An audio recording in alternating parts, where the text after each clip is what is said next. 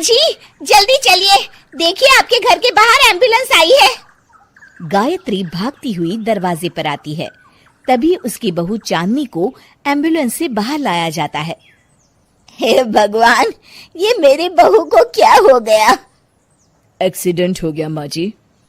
अरे लेकिन ये कैसा एक्सीडेंट है? चोट तो कहीं नजर नहीं आ रही।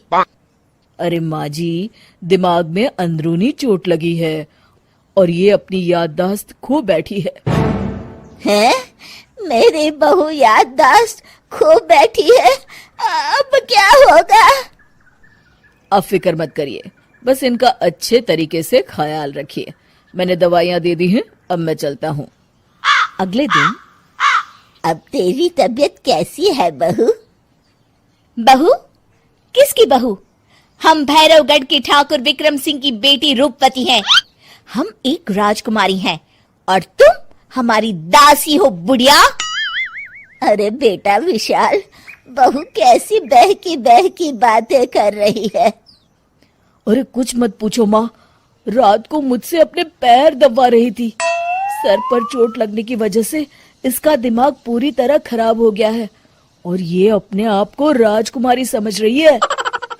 तभी वहां चांदनी आ जाती है। तुम दोनों यहाँ क्या खुसुर फुसुर कर रहे हो? कहीं तुम दोनों मिलकर हमारे खिलाफ कोई षड्यंत्र तो नहीं रच रहे हो? हम तुम्हारा सर तलवार से उड़वा देंगे, समझे? अरे नहीं नहीं राजकुमारी जी, हम तो आपके सेवक हैं।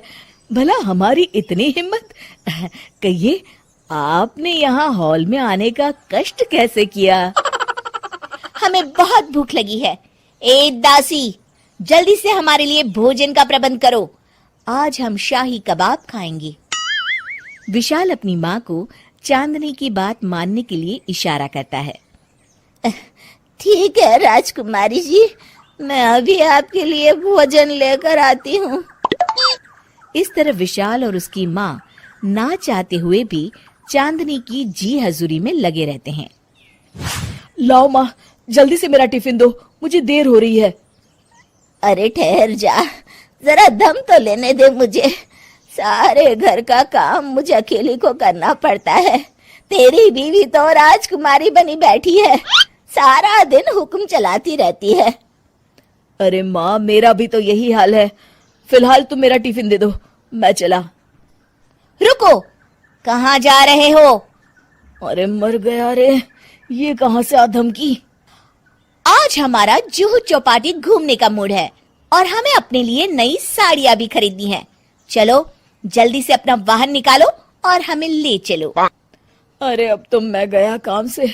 अगर आज मैं वक्त पे ऑफिस नहीं पहुंचा तो मेरा बॉस मुझे नौकरी से निकाल देगा। मरता क्या न करता।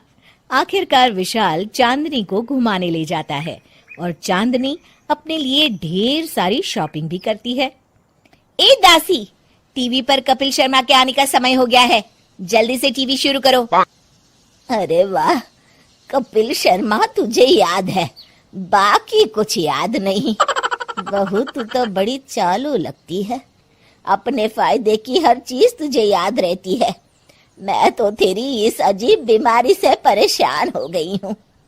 अगले दिन, अरे डॉक्टर साहब, आप इतने दिन से मेरी बहू का इलाज कर रहे हैं, लेकिन उसकी बीमारी तो सुधरने के बजाय और बढ़ती जा रही है। अरे माँ जी, ये दिमागी बीमारी है। बेचारी की याददाश्त चली गई है, वापस आने में थोड़ा वक्त तो लगेगा ही ना। गायत्री डॉक्टर से बात कर ही रही होती है कि तभी उसकी पुरानी सहेली शीला वहां आ जाती है। शीला को देख अचानक डॉक्टर घबरा जाते हैं। अच्छा माँ जी, मुझे एक मरीज को अर्जेंट देखने जाना है, मैं चलता हूँ। ये कौन था? अरे अब क्या बताऊं शीला, एक एक्सीडेंट भी मेरी बहू की याददाश्त चली गई है। ये डॉक्टर उसका इलाज कर रहा है। ये डॉक्टर कब से बन गया? अरे ये तो चमन पान वाले का लड़का है, सारा दिन नौटंकी करता रहता है। अच्छा तो ये बात है, अब मैं समझी। मेरी बहू और ये पान वाले का लड़का दोनों मिलकर मुझे बेवकूफ बना रहे थे। चल तू मेरे साथ। गायत्री शीला को एक बड़ा सा डंडा हाथ में देकर अपनी बहू चांदनी के कमरे में ले जाती है। बहू, ये मेरी सहेली है, एक डॉक्टर है। इसने तेरे जैसे न जाने कितनों का इलाज 2 मिनट में कर दिया है।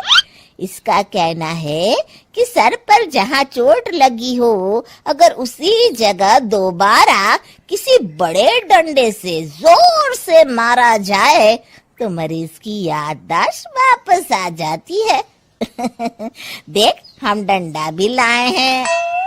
अपनी सास की बातें सुनकर और हाथ में बड़ा डंडा देख चांदनी घबरा जाती है। अरे बाप रे, मैं तो फंस गई। इस डंडे की एक बार की वार से ही मैं तो चारों खाने चित हो जाऊंगी। अब क्या करूं, क्या करूं, क्या करूं? लेकिन गायत्री, डंडा सर पर ठीक उसी जगह लगना चाहिए जहाँ चोट लगी है।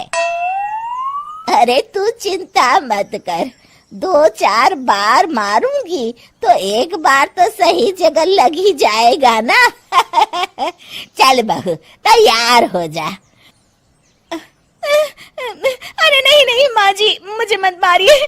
दरअसल घर के काम करने से बचने के लिए मैंने ये सब नाटक किया था। मुझे माफ कर दीजिए, मैं कान पकड़ती हूँ।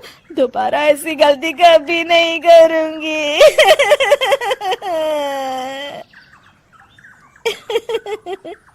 क्यों दोस्तों, कहानी कैसी लगी हमें जरूर बताइएगा।